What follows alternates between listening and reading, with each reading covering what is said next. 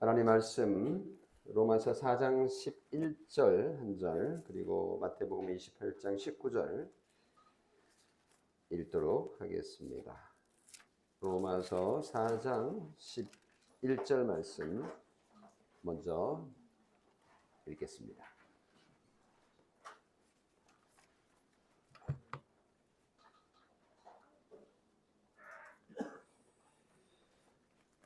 로마서 4장 11절 말씀. 그가 할례의 표를 받은 것은 무할례시의 믿음으로 된 의를 인친 것이니 이는 무할례자로서 믿는 모든 자의 조상이 되어 그들도 의로 여기심을 얻게 하려 하심이라.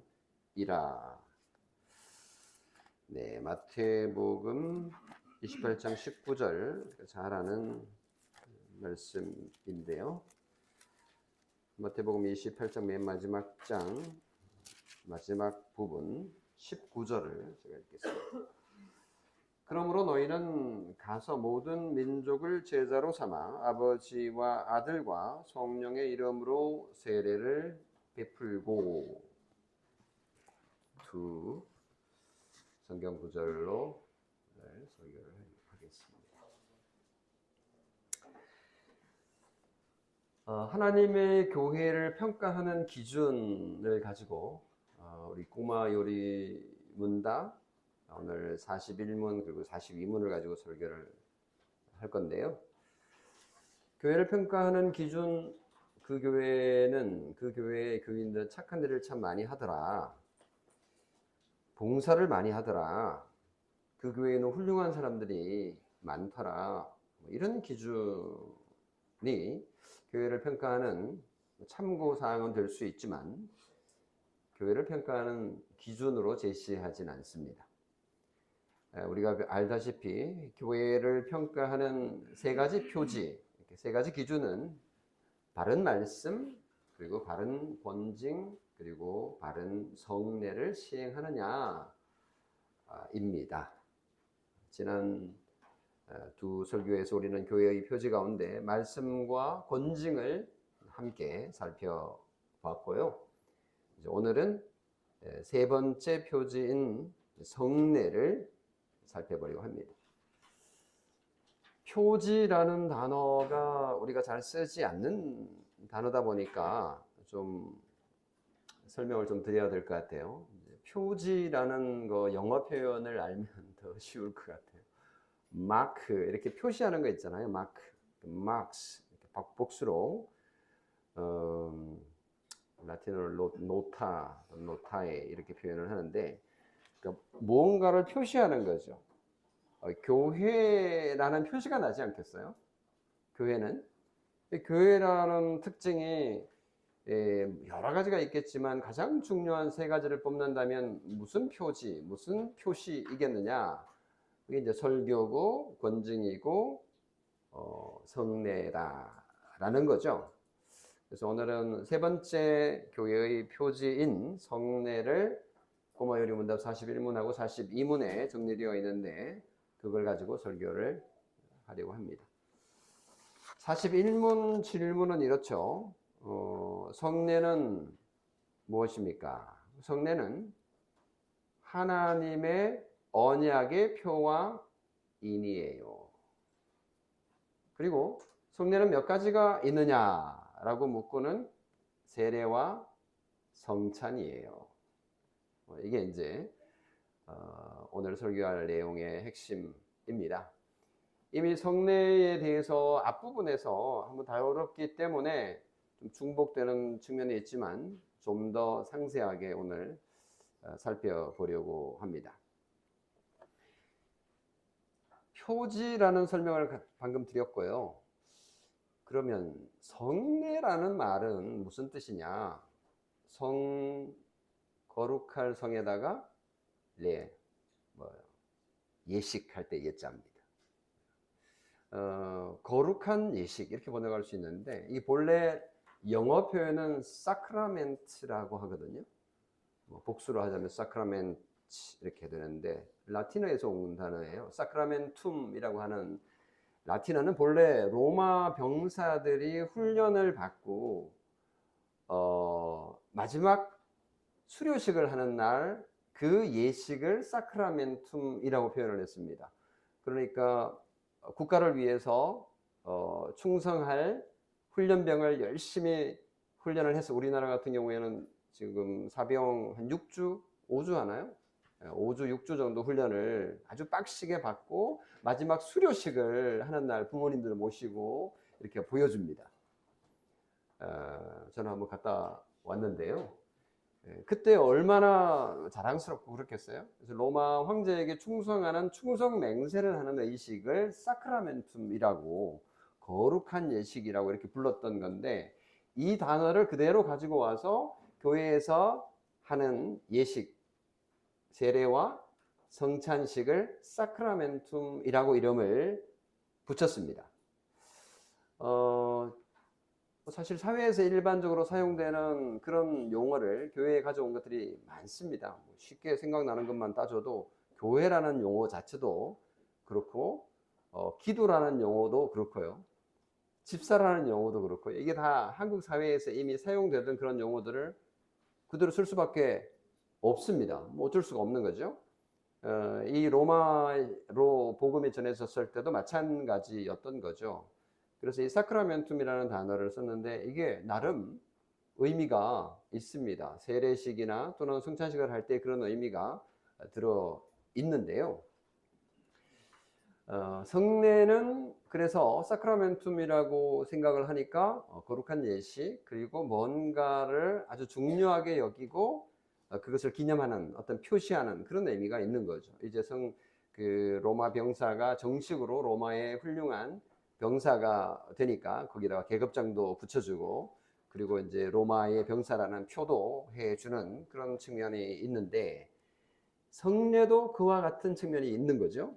그 성례를 두 단어로 정의를 하는데, 언약의 표와 인이다 라고 얘기를 합니다.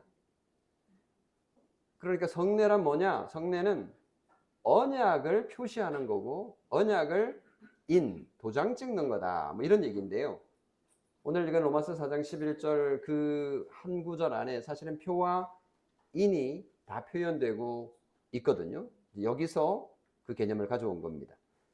그가 할례의 표를 받은 것은 무할례 시에, 할례를 받지 않았을 때에 믿음으로 된 의를 인친 것이니, 이는 무할례자로서 믿는 모든 자의 조상이 되어 그들도 의로 여기심을 얻게 하려 하심이라 라는 이 말씀을 보면, 여기에 인도 나오고 여기에 표도 나옵니다. 이 말씀은 배경을 우리가 살펴봐야 되는데, 하나님과 아브라함의 언약의 관계에서 나오는 얘기입니다. 아브라함이 하나님을 믿음에 하나님께서 아브라함을 의로 여기셨다라는 이야기 기억나시죠? 창세기 읽을 때 나오는데, 이게 몇 장에 나오느냐라는 질문을 짓궂게 던지면 곤란하죠. 신학교에서는 졸업할 때 이런 질문을 합니다. 아브라함이 의롭게 된 사건은 창세기 몇 장에 나오느냐, 이런 질문을 해요. 목사가 되려면 그 정도로도 알아야 됩니다. 몇 장에 나오죠? 틀려도 돼요. 여러분은 목사로 훈련받는 분들은 아니니까. 15장에 나옵니다. 그런 것 같죠? 15장에 나오는데요. 그거는 몰라도 되지만 순서는 알아야 됩니다. 아브라함이 할례를 받은 게 먼저냐, 아니면 의롭게 된 게 먼저냐? 뭘까요? 의롭게 된 게 먼저고 할례가 그 이후입니다. 창세기 17장에 가서야 할례 이야기가 나옵니다. 그러니까 할례는 이미 있는 믿음으로 의롭게 된 의를 표시하고 도장 찍는 역할을 하는 거라는 것을 바울이 로마서 4장 11절에 설명하고 있는 겁니다. 근데 바울이 신약에 와서 이걸 설명하니까 구약에 있는 역사적인 사건이 의미가 있네 라고 확인할 수 있는 건데요. 우리도 창세기 읽을 때 뭐 대충 그 정도는 이해를 할 수 있는데, 바울이 그렇게 설명해 주니까 더 명확해집니다. 그래서 성례라는 건 언약의 표와 인이다라는 것을 확인할 수 있는데, 그러면 표가 뭐냐? 표는 어떤 실제를 가리키는 눈에 보이는 기호라고 생각하시면 돼요. 그러니까 이게 뭐 글자일 수도 있고요, 또는 이게 그림일 수도 있습니다. 예를 들면 도로 표지판을 한번 생각해 보세요. 거기 보면 서울 이렇게 적혀 있으면 이건 글자입니다. 근데 그게 표시잖아요. 이 길을 가면 서울이 나온다, 뭐 이런 표시인 거죠. 아니, 지금 여기가 서울이라는 뜻인가? 헷갈리죠? 그러니까 이제 거기에는 또 그림 표시가 하나 들어가는 거죠. 이렇게 화살표가 있어요. 그러면 이쪽으로 가야 서울이구나. 여기가 서울이 아니고, 그것만으로도 충분하지 않아. 그러면 여기에 이제 20km 전방 뭐 이런 식으로 표시가 되면 그 표시를 보면서 해석을 할 수 있고 알 수 있는 거죠. 그래서 도로 표지판을 생각해 보면 여기는 스톱해야 되는구나, 아니면 좀 더 가야 되는구나, 여기는 어디고 앞으로 더 가야 되는구나 라는 것을 알 수 있는 것처럼, 이 성례라는 것은 표의 역할을 한다, 표시하는 거다 라는 거죠. 이 길을 제대로 가고 있구나, 이 길로 가면 안전하게 얼마 후에 도착할 거야 라는 안도감을 주는 측면도 있는 거죠. 생각해 보세요. 만약에 이런 표지판이 없다면 지금 우리가 제대로 된 길을 가고 있는지 확신이 서지 않습니까? 옛날에 뭐 표지판도 제대로 안 되어 있는 그런 곳을 뭐 지도도 없이 어디 간다고 생각해 보면, 이 표지판 어디 그런 사인을 주는 뭔가가 하나 있으면 얼마나 큰 안심이 되겠어요? 성례도 마찬가지 그런 의미가 있다라는 뜻입니다. 자, 그러면 이 성례라는 거는 표시한다 그랬잖아요. 뭔가를 표시. 그럼 뭔가를 표시하는데 뭔가의 실체는 아니에요. 예를 들면 예수 그리스도의 복음을 믿으면 구원을 얻는다라는 복음을 이 성례가 표시한다고 칩시다. 이거는 표시하는 거지 구원 그 자체는 아닌 거죠. 뭐 그 정도는 이해할 수 있을 것 같아요. 자, 그러면 세례식이나 성찬식 자체가 우리에게 구원을 줄까요? 그 자체가 우리의 구원입니까? 그렇진 않죠. 성례는 구원으로 안내하는, 그리고 확신하도록 하는 표시의 역할을 하는 겁니다. 그러면 그 자체가 아니라면 뭐 별로 중요하지도 않네, 또 이렇게 생각할 수 있겠습니다만은 그게 그렇지 않습니다. 세례식의 물이 죄 씻음 그 자체는 아니고, 성찬의 빵과 포도주가 그리스도의 몸과 피 그 자체는 아니지만, 세례의 물이 죄 씻음을 표시하고, 그리고 성찬이 그리스도의 몸과 피를 표시한다는 점에서 복음인 거죠.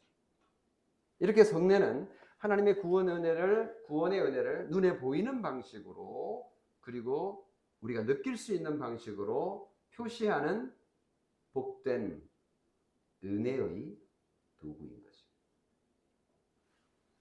그래서 성례는 첫 번째 언약의 표이다라고 확인을 했습니다. 두 번째는 성례는 언약의 인입니다. 이 인은 인내할 때 인이 아니고 도장인입니다. 도장이에요. 도장을 인이라고 하죠. 계약서에 도장을 찍으면 그 계약이 확정되는 거잖아요. 그전에도 서로 우리 사고 팔자 이렇게 이제 계약을 했어요. 그래서 그걸 이제 말로만 하면 안 되니까 이제 글로 이렇게 씁니다. 그래서 계약서를 썼어요. 계약서를 썼다고 다 되는 건 아니에요. 상당 부분 그래도 가치가 있긴 하지만, 마지막에 뭘 해야 돼요? 도장을 쿵 찍어서 이 계약이 확실하다라는 것을 증명하고 보여주는 거죠. 임금님이 명령을 내리면 그 명령을 구두로 그냥 하는 경우는 없습니다. 그걸 다 적고 기록으로 남겨서 거기에다가 임금의 어인, 도장을 쿵 찍어야 이게 권위가 있는 거죠. 그 명령을 받은 사람들이 그걸 읽고는 아, 임금님이 명령한 게 맞구나라고 말하는 것처럼 이 성례는 언약의 인의 역할을 한다라고 볼 수 있습니다. 다시 아브라함에게로 돌아가 보면요. 아브라함이 창세기 15장에 의인이라는 대우를 받았어요. 하나님께서 아브라함을 믿음을 보시고는 아직 뭐 행동으로 볼 때는 형편없는 아브라함이지만 내가 너와 언약을 맺고 너를 의인 취급해 줄게 라고 하신 거거든요. 근데 아브라함 스스로 생각할 때도 이게 내가 아직 여전히 좀 부족한 게 많은데 하나님이 나를 의인이라고 말을 한 게 이게 미심쩍을 수 있잖아요. 그 뭐 매일 우리가 시시각각 생각이 바뀌니까 확신하기 어려운 거예요. 그래서 창세기 17장에 할례를 표시해 주신 거죠. 이 할례가 그런 의미에서 표의 의미도 있고 동시에 도장 찍는 의미가 있습니다. 그래서 성례는 이 도장을 찍는 의미, 우리 어린이들에게는 이게 도장이 무슨 의미가 있는가 별로 이제 사회생활을 안 해보셔가지고 잘 모르는데요. 아빠 엄마는 집을 살 때도 그렇고 뭘 할 때도 그렇고 계약을 하고 그 계약을 할 때는 반드시 도장을 찍어야 돼요. 손이 벌벌벌 떨려요. 도장을 찍으려고 그러면 사인하려고 그러면 이거 사인해서 잘못하면 어떡하지? 뭐 이런 책임감도 있고요. 그래서 이게 도장 찍고 하는 과정이 엄청 중요하거든요. 제가 설교를 하려고 실제로 실물을 좀 들고 나오려고 했는데 아무리 찾아도 안 나와가지고 지금 어디 한 곳에 짱 박혀 있는데 제가 박사학위 논문을 이제 썼고 공부를 하고 박사 학위를 받았는데 제가 받았다라는 거를 박사라는 거를 제가 말해봐야 여러분 믿겠습니까? 믿어요? 아, 믿으시는구나. 이게 그래서 여러분 믿기 때문에 많이 뭐 드러낼 필요도 없는 거지만 어딘가에 짱 박혀 있어요. 이렇게 뭐 액자 해가지고 이렇게 써붙여야 되는데 사실은 생각만 하고 지금까지 못했어요.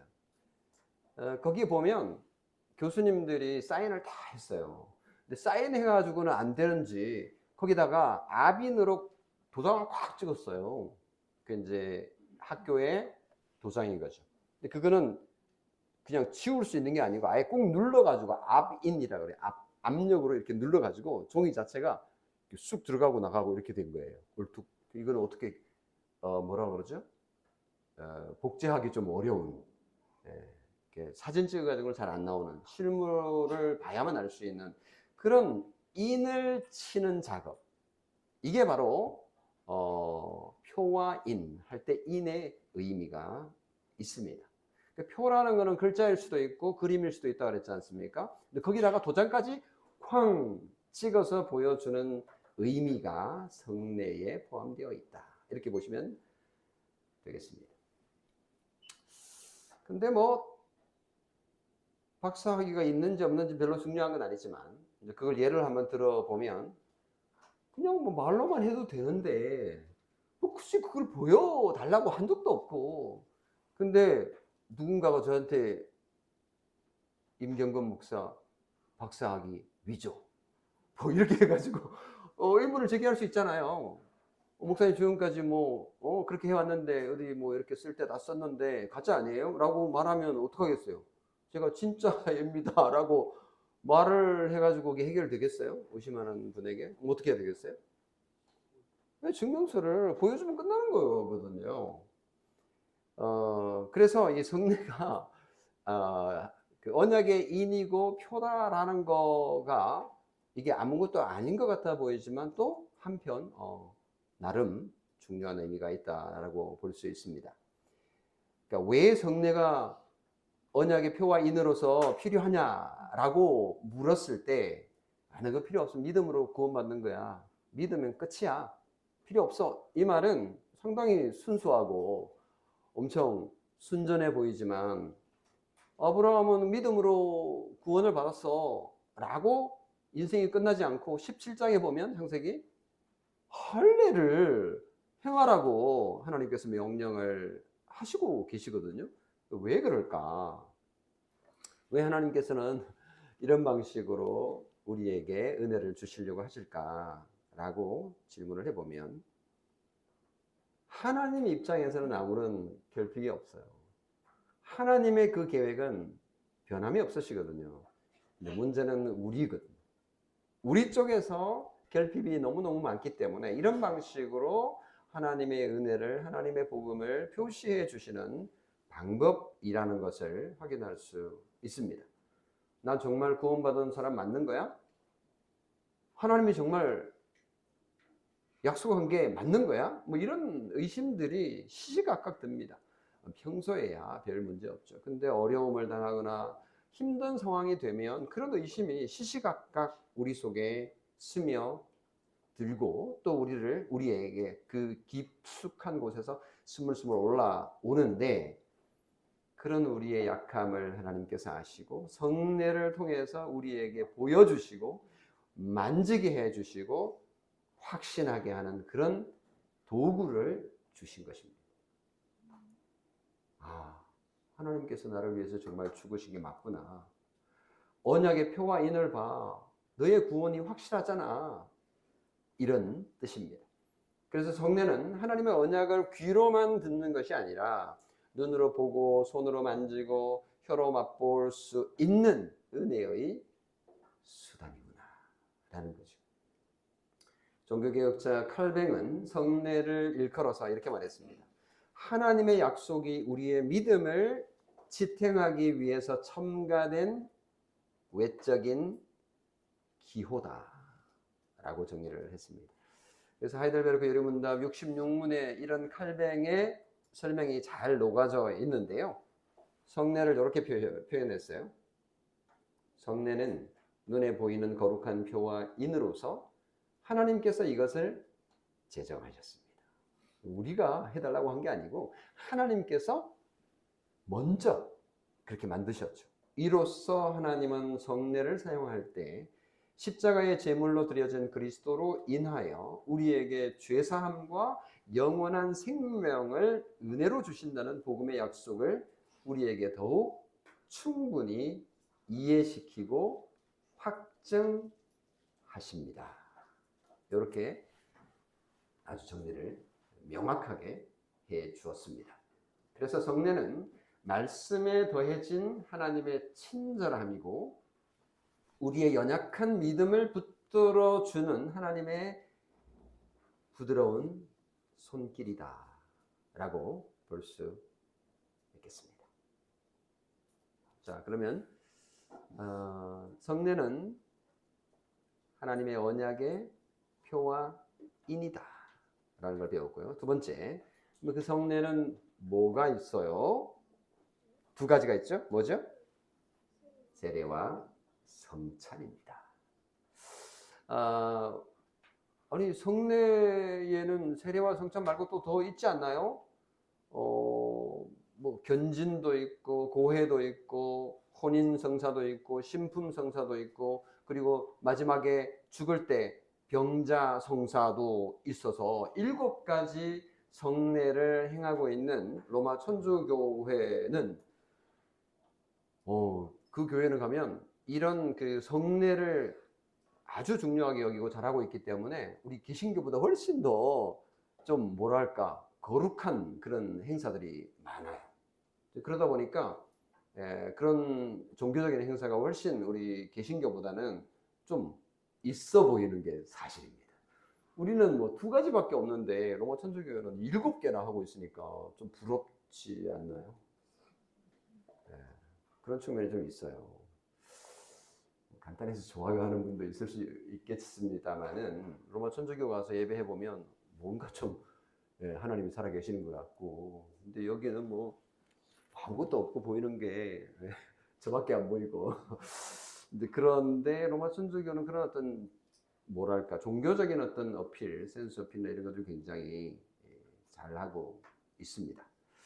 근데 종교개혁자들은 그리스도께서 직접 제정하시고 성경이 증거하는 성례 2가지만 남기고 나머지는 다 필요 없는 건 아니지만 성례로 인정을 하지 않았습니다. 왜냐하면 성례의 기준이 두 가지가 있는데요. 하나는 예수님께서 직접 명령하신 것인가 라는 기준, 두 번째는 눈에 보이는 외적인 표시와 함께 복음의 약속이 연결이 되고 있는가라는 점입니다. 이 두 기준을 모두 충족하는 거가 바로 세례와 성찬이다라고 결론을 내린 거죠. 그래서 개신교회는 이 두 가지를 성례로 인정하고 있습니다. 마태복음 28장 19절에 그러므로 너희는 가서 모든 민족을 제자로 삼아 아버지와 아들과 성령의 이름으로 세례를 베풀고, 요거는 이제 세례에 대한 거고요. 그리고 고린도전서 11장에 보면 성찬에 대한 얘기가 또 나옵니다. 부활하신 예수님께서 제자들에게 주신 마지막 명령의 핵심이 세례였어요. 그러니까 세례는요, 하나님의 교회에 들어오는 입문의 예식이다, 이렇게 볼 수 있고요. 세례를 받는다는 것은 성부와 성자와 성령의 이름으로 불림을 받는다라는 그런 뜻인데, 쉽게 말하면 하나님의 소유가 된다라는 뜻입니다. 그러니까 하나님의 가족으로 입적되는 순간이 세례다라고 보시면 되겠는데요. 세례하면 생각나는 게 뭐가 있습니까? 네, 물이 떠오르시죠. 물은 그냥 똑똑 떨어뜨리는, 우리 개신교회는 이제 물을 이렇게 뿌리는 형식으로 세례를 주게 되는데, 우리가 잘 아시다시피 침례기 같은 경우에는 물속에 훅 잠겨요. 또 나름 의미가 있을 것 같아요. 어쨌거나 이 물은 무엇을 상징하느냐? 씻는다라는 것을 의미를 합니다. 우리의 죄가 그리스도의 피로 씻어졌다라는 것을 보여주는 거죠. 그럼 붉은색 피를 가지고 그렇게 했으면 더 멋있었을 것 같은데, 그렇게 생각할 수도 있겠습니다만은 아마 그렇게까지 할 필요 없어. 피는 예수 그리스도의 십자가의 피 흘림, 그걸로 충분하니까 그걸 상징하는 그 피로 너희의 죄를 씻은 거야. 물로 뭔가 더러운 것을 씻는 것처럼 너희의 영적인 죄를 내가 씻는 거야 라는 걸 보여주는 걸로 충분하다라고 봤고, 그 당시 유대인들이 행하고 있던 그 물 씻음의 정결 의식을 가지고 세례 의식이 적용이 된 겁니다. 그래서 물에 잠기는 것을 통해 가지고, 또는 물을 뿌림으로써 우리의 죄가 씻겨진다라는 걸 표시를 했는데요. 재미있는 거는 고린도전서 10장에 보면요,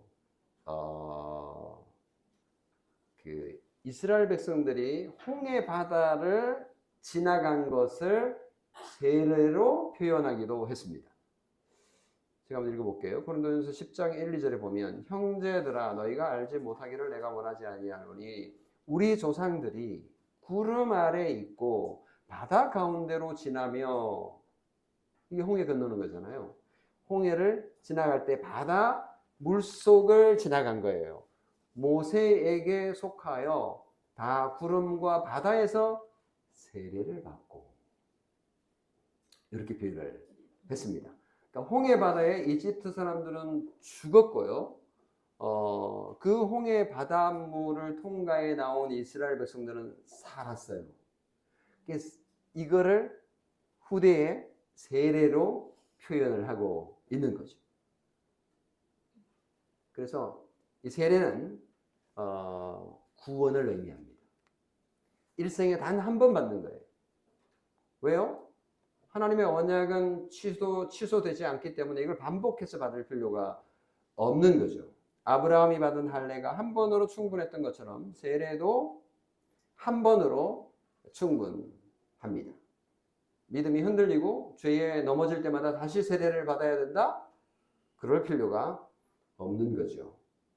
그래서 어떤 교회에서 세례를 받았으면, 성부와 성자와 성령의 이름으로 세례를 받았으면 다시 다른 교회에서 세례를 받을 필요가 있다? 없다? 없습니다. 예를 들면 침례교에 이제 출석하게 되면, 너 장로교회에서 세례 받았지? 물 그냥 뿌렸잖아. 너 다시 세례 받을래? 그래가지고 세례를 다시 받게 하는 경우들이 있답니다. 근데 일반 교인들은 침례교에서 다시 세례 받으라는 얘기는 안 하는데, 장로교 목사였다가 침례교 목사가 되는 사람들은 야, 침례 받아, 이렇게 슬쩍 요구를 한다는 에피소드를 제가 알고 있습니다. 어쨌거나 뭐 그건 별로 의미가 없는 거죠. 세례를 성부와 성자와 성령의 이름으로, 심지어 로마 천주교에서 세례를 받았다 하더라도 그것은 유효하다라고 우리는 보고 있기 때문에 한 번 세례를 받은 것으로 충분하다. 두 번 세례 받을 필요가 없다. 두 번 세례를 받아야 된다라고 주장하는 쪽이 아주 강력한 쪽이 있긴 하죠. 누구죠? 그렇습니다. 제세례파가 그 종교개혁 시대 때 있었던 분파 중에 하나이죠. 그래서 우리가 세례를 다시 받을 필요가 없는 것이, 나는 하나님의 이름으로 세례를 받았다, 나는 그분의 언약의 백성이다 라는 그 믿음이 중요한 것이지, 세례 행위가 계속되어야 될 필요는 없는 거죠. 그래서 세례는 과거의 사건이지만 그 의미는 평생 유효한 겁니다.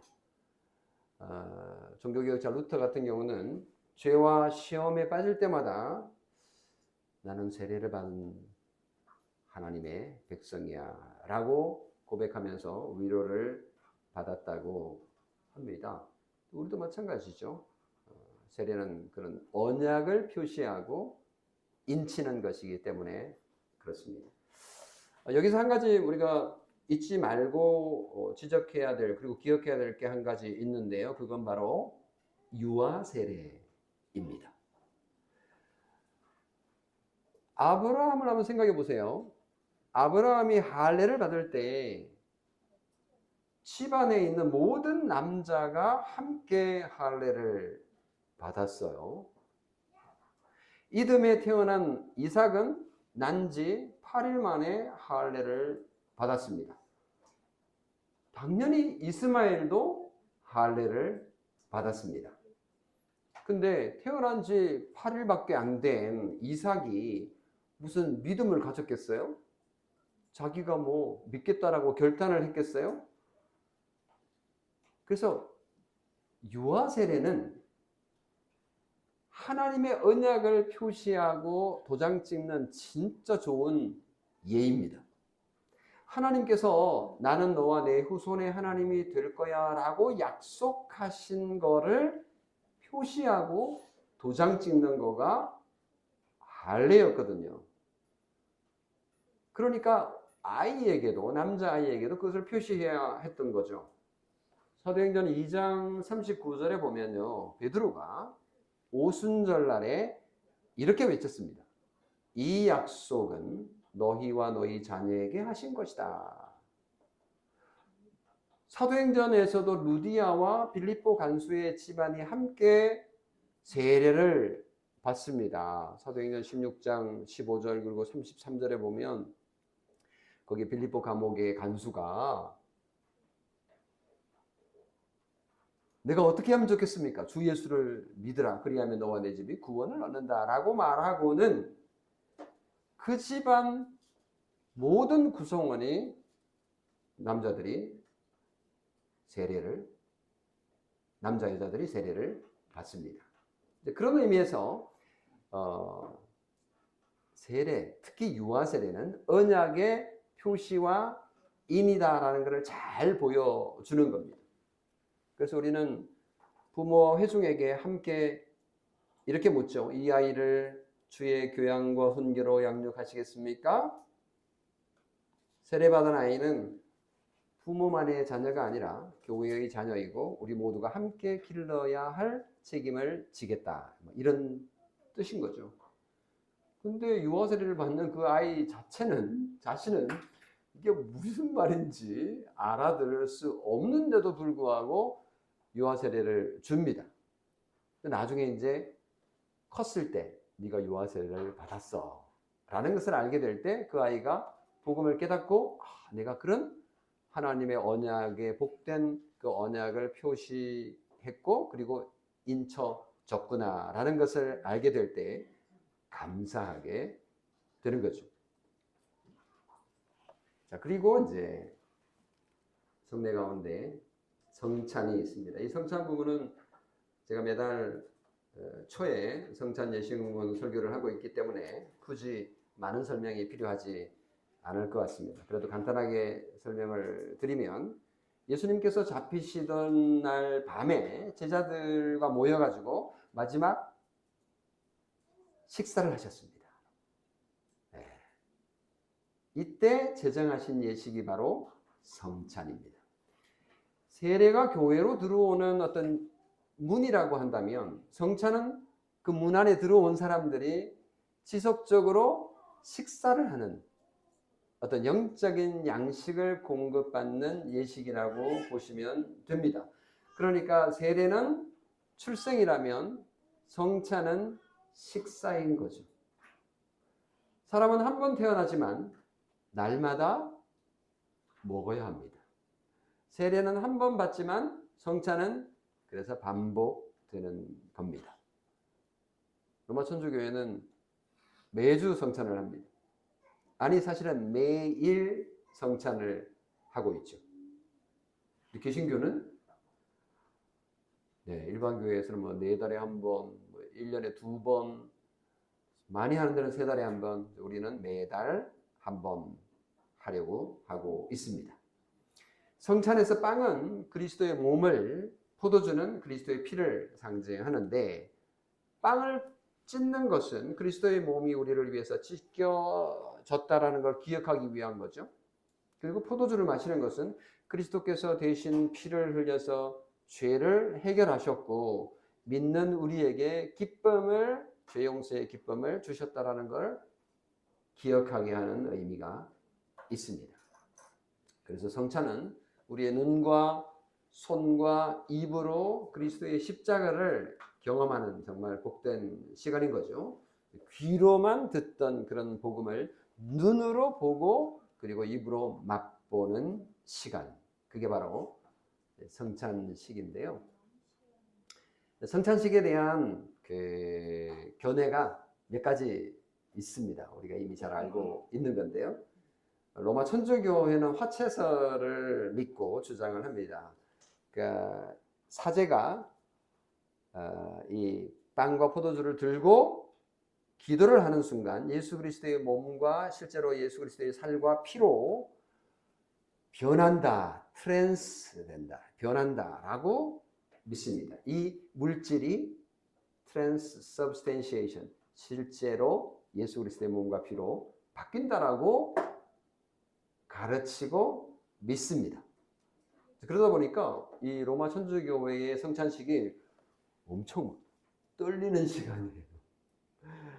그래서 지금은 좀 로마 천주교를 많이 바뀌어서 이제 포도주도 줍니다만은 예전에는 포도주는 그냥 사제만 마시고 일반 성도들이 잘 안 줬어요. 이게 빵만 주고. 왜요? 이게 포도주 마시다가 이게 흘리면 큰일 나니까. 예수님의 피인데 사제만. 요즘에 이제 뭐 일반 성도들에게도 주기도 한다고 들었습니다. 근데 이건 우리가 이제 받아들이기 좀 어렵죠. 근데 이제 종교개혁자 루터는 어떻게 주장했냐면요. 빵과 포도주가 어떻게 예수님의 몸과 피로 변하느냐. 그것까지는 내가 못 믿겠어. 대신 예수님이 이 빵 위 아래 이 주변에 그리고 포도주 주변에 예수님의 피가 있을 거야 라고 설명을 좀 억지로 했습니다. 이거 이제 공제 옆에 함께 그 컨서브스탄이 이렇게 함께 주변에 존재한다 이런 주장을 해서 공제설이라고 이제 합니다. 추민글이라고 하는 종교개혁자들은 그게 아니고 그거 뭐 비슷비슷하긴 한데 그 너무 좀 나간 것 같아. 그게 아니고 그냥 상징하는 거야. 상징설. 그냥 상징일 뿐이야. 더 이상 의미가 없어 라고 주장한 상징설이 있고요. 우리가 받아들이고 믿고 있는 형태는 칼뱅과 그 칼뱅의 입장을 따르는 개혁교회 장로교 입장은 영적 임재설을 이제 받아들이고 있습니다. 그러니까 빵과 포도주가 예수 그리스도의 몸과 피를 상징하는 거 맞아. 근데 그걸로 끝이 아니고 성령께서 함께 하심으로 이게 정말 우리의 영적인 살과 피로 영적인 유익이 있어 라고 보는 입장입니다. 그래서 우리는 성례에 참석할 때 단순히 물질인 빵과 포도주를 먹는 게 아니라 성령의 도우심으로 우리가 영적인 양식을 정말 먹는 것의 효과를 우리가 경험할 수 있다라고 믿습니다. 자, 그리고 마지막으로 우리가 한 가지 잊지 말아야 될 거는 성찬이 나와 하나님과의 관계, 식사 의미뿐만 아니라 우리 그리스도인과의 식사, 교제의 의미가 또 있다라는 사실을 확인할 수 있는데요. 고린도전서 10장 17절에 보면 떡이 하나요 많은 우리가 한 몸이니 이는 우리가 다 한 떡에 참여한다 이렇게 표현을 했어요. 그러니까 성찬상은 한 분 그리스도를 머리로 모신 예수 그리스도의 몸의 한 지체들인데 동시에 우리는 그리스도와 한 몸이 되면서 우리 서로가 각자 또 한 지체가 되는 그런 효과를 가지게 되기 때문에 우리가 한 몸에 붙어 있다라는 사실을 이 성찬식을 통해서 확인하게 됩니다. 그래서 우리가 성찬식 할 때 서로 돌아보면서 그리스도 안에서 한 형제 자매임을 확인하는 시간을 갖게 되는 거죠.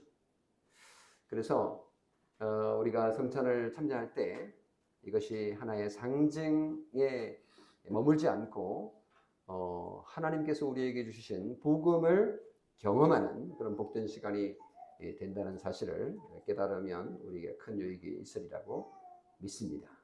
그래서 성찬에 참여할 때 나는 너를 위해서 십자가에 죽었다라는 예수 그리스도의 복음을 들을 수 있어야 되고요. 내가 너를 위해서 살이 찢긴 거야. 너를 위해서 내가 피를 흘린 거야. 그리고 너의 죗값을 대신해서 내가 그렇게 했다라는 거 잊지 마. 네가 믿을 때에 아무런 걱정을 하지 않아도 되는 거야. 라는 복음을 우리에게 주시는 것이기 때문에 이 성찬을 통해서 참여하는 자나 그것을 바라보는 어린이 여러분 모두에게 큰 은혜가 있는 시간이라는 거 기억하시기 바랍니다. 이제 마무리를 하겠는데요. 성례는 말씀과 이게 분리할 수 없는 관계입니다. 하나님은 우리가 귀만 가진 존재가 아니라는 걸 아시기 때문에 우리가 눈이 있고 손이 있고 입이 있기에 하나님께서는 이 모든 것을 통하여 경험을 통해서 하나님의 복음을 하나님의 말씀을 경험하기를 원하셨기 때문에 우리에게 성례를 주셨다라고 볼 수 있습니다. 우리는 눈으로 그리고 눈으로 보고 손으로 만지고 입으로 맛볼 때에 더 깊이 체험하고 경험할 수 있는 거죠. 우리가 하나님의 은혜를 어떻게 체험할 것이냐라고 할 때 성례를 통해서 체험할 수 있다라는 거 기억하시기 바랍니다. 우리가 지난 설교에서 우리가 말씀과 권징이 천국의 두 열쇠라고 배웠는데 하이델베르그 요리문답은 여기에 성례 한 가지를 더해서 세 가지가 교회의 표지를 이룬다라고 했는데 이 관계를 설명해 보면 말씀은 교회를 낳고 성례는 교회를 먹이고 권징은 교회를 지키는 의미가 있습니다.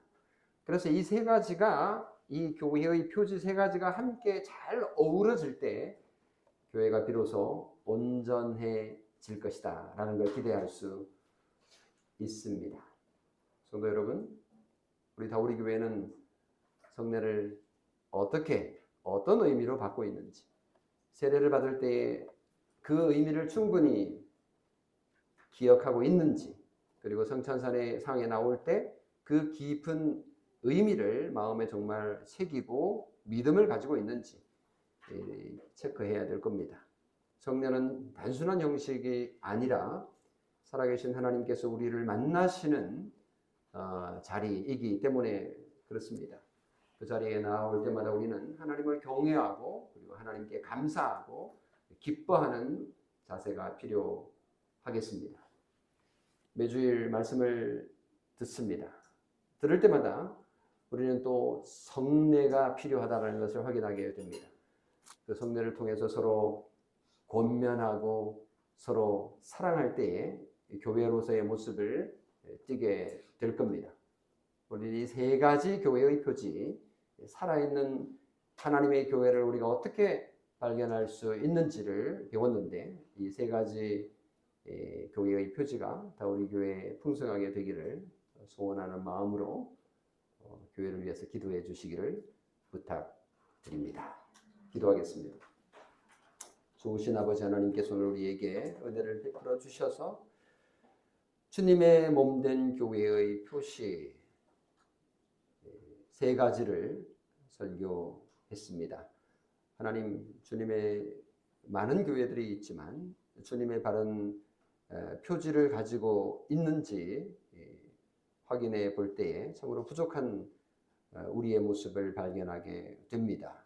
하나님 아버지께서 우리에게 허락하신 이 세 가지 교회의 표시를 잘 활용하여서 주님의 몸된 교회를 잘 세워갈 수 있기를 소원합니다. 우리 한 사람 한 사람 성도들 그리고 한 가정 하나님께서 돌보시고 복 주셔서 이 세 가지 표지를 잘 누리며 살아가는 저희들 되게 하옵소서. 우리 주 예수 그리스도의 이름으로 기도합니다. 아멘.